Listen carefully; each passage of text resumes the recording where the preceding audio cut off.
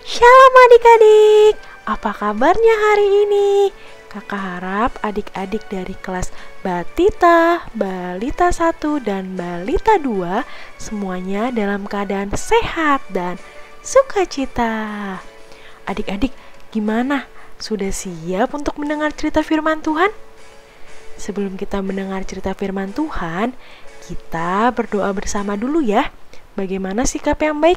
Lipat tangannya, tutup matanya, dan tundukkan kepalanya.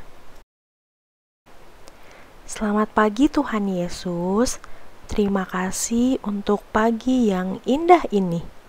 Terima kasih untuk kesehatan yang Tuhan telah berikan untuk kami. Tuhan, saat ini kami mau mendengar firman Tuhan.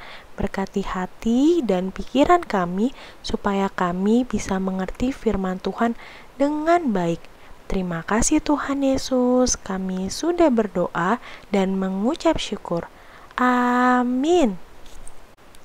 Firman Tuhan pada Minggu Pentakosta ini diambil dari Kisah Rasul 2 ayat 1 sampai 13.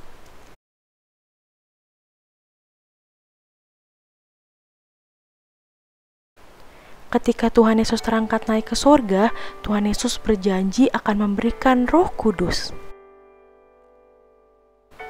Lalu 10 hari kemudian pada hari Pentakosta, semua murid berkumpul di satu rumah. Tiba-tiba ada bunyi seperti tiupan angin keras dari langit. Dan angin keras itu masuk dan memenuhi seluruh rumah para murid saat itu. Lalu tiba-tiba muncul lidah-lidah api dan hinggap pada mereka.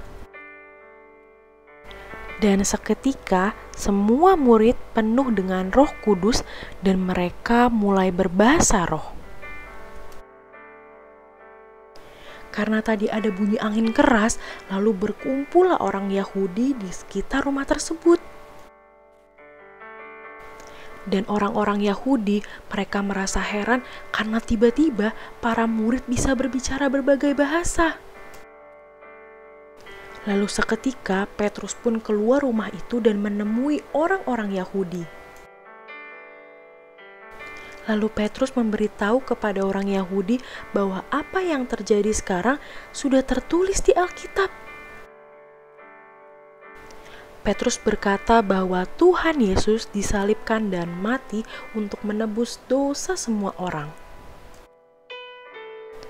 Petrus juga mengatakan bahwa Tuhan Yesus telah bangkit dan hidup untuk selamanya. Kemudian orang-orang Yahudi itu bertanya apa yang harus mereka lakukan agar menerima Roh Kudus. Akhirnya 3.000 orang Yahudi itu mau bertobat lalu percaya Tuhan Yesus dan dibaptis semuanya. Nah adik-adik, kira-kira dari cerita Alkitab tersebut adik-adik ada yang tahu tidak ya? Kira-kira Roh Kudus itu siapa ya? Nah adik-adik, sekarang kakak mau kasih tahu sebenarnya Roh Kudus itu apa sih? Yang pertama, Roh Kudus adalah roh kebenaran yang berasal dari Allah. Yang kedua, Roh Kudus adalah penghibur yang setia untuk kakak, untuk adik-adik, dan untuk semua orang. Dan yang ketiga, Roh Kudus adalah penolong yang membantu kita untuk melakukan kehendak Tuhan. Jadi adik-adik, sebagai anak Tuhan, kita itu harus mampu loh untuk merespon turunnya Roh Kudus atau yang disebut dengan Pentakosta dengan belajar untuk berjalan bersama Yesus. Jadi, yuk kita belajar berjalan bersama Yesus. Tapi gimana ya Kak caranya kita berjalan bersama Yesus? Nah, sekarang kakak mau sama-sama ajarin nih bagaimana sih caranya kita berjalan bersama Yesus. Berjalan bersama Yesus artinya adik-adik mau menolong sesama, adik-adik mau membantu teman-teman yang kesulitan, orang-orang yang kesusahan. Selain itu, adik-adik juga harus saling berbagi. Jadi kalau temennya punya makanan, punya mainan, kita harus saling berbagi. Harus sharing-sharing ya adik-adik ya. Lalu apa lagi nih Kak? Ya, rajin berdoa. Adik-adik harus rajin berdoa ya. Lalu adik-adik juga harus rajin membantu orang tua, membuang sampah pada tempatnya, melakukan hal-hal yang baik, melakukan hal-hal yang positif untuk menyenangkan hati Tuhan, supaya kita bisa berjalan bersama Yesus. Nah, sekian dulu ya adik-adik cerita untuk minggu ini.